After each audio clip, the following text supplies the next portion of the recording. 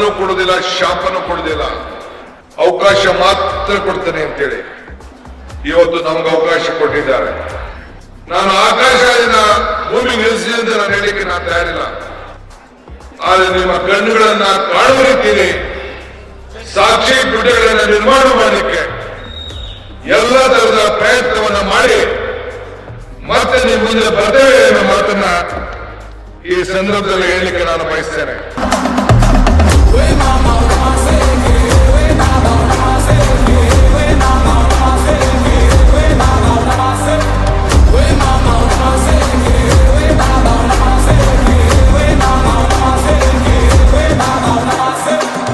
ಇಡೀ ರಾಜ್ಯ ಈ ಒಂದು ಚನ್ನಪಟ್ಟಣದ ಉಪಚುನಾವಣೆಯನ್ನ ನೋಡ್ತಾ ಇತ್ತು. ಇಂಥ ಒಂದು ಸಂದರ್ಭದಲ್ಲಿ ಬಹುಶಃ ಚನ್ನಪಟ್ಟಣದ ಇತಿಹಾಸದಲ್ಲಿ ಅತಿ ಹೆಚ್ಚು ಮತಗಳನ್ನ ಕಾಂಗ್ರೆಸ್ ಪಕ್ಷಕ್ಕೆ ನೀಡೋದ್ರ ಮುಖಾಂತರ ಸನ್ಮಾನ್ಯ ಸಿದ್ದರಾಮಯ್ಯನವರ ಸರ್ಕಾರಕ್ಕೆ ಅತಿ ಹೆಚ್ಚು ಶಕ್ತಿಯನ್ನ ಕೊಟ್ಟು ಇವತ್ತು ರಾಜ್ಯದಲ್ಲಿ ಒಂದು ಗೌರವವನ್ನ ತಂದುಕೊಟ್ಟಂತ ಕೀರ್ತಿ ಚನ್ನಪಟ್ಟಣ ತಾಲೂಕಿನ ಮತದಾರರದು.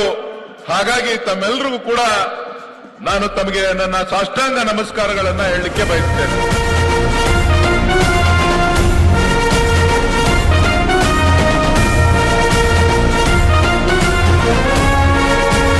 ಕಳೆದ 7 ವರ್ಷಗಳಿಂದ ಕುಮಾರಸ್ವಾಮಿ ಅವರು ಮಾಡತಕ್ಕಂಥ ಅಧ್ವಾನ ಈ ತಾಲೂಕನ್ನ ಅವರು ಕಡೆಗಣಿಸಿದಂತ ರೀತಿ ನೋಡಿದ್ರೆ ರಿಪೇರಿ ಮಾಡಲಿಕ್ಕೆ ಬಹುಶಃ ಇನ್ನೂ 1 ವರ್ಷ ಬೇಕಾಗ್ಬೋದು.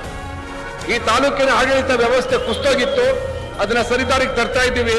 ಈಗಾಗಲೇ ನಾನು ಎಲ್ಲ ಗ್ರಾಮ ಪಂಚಾಯತಿಗಳ ಪ್ರವಾಸ ಮಾಡಿದ್ದೇನೆ. ಚುನಾಯಿತ ಜನಪ್ರತಿನಿಧಿಗಳೆಲ್ಲ ಒಟ್ಟಿಗೆ ಸೇರಿಕೊಂಡು ತಾಲೂಕಿನ ಆಗುಹೋಗುಗಳ ಬಗ್ಗೆ ಚರ್ಚೆ ಮಾಡ್ತಾ ಅಭಿವೃದ್ಧಿ ಕೆಲಸವನ್ನ ಪ್ರಾರಂಭ ಮಾಡಿದ್ದೀವಿ.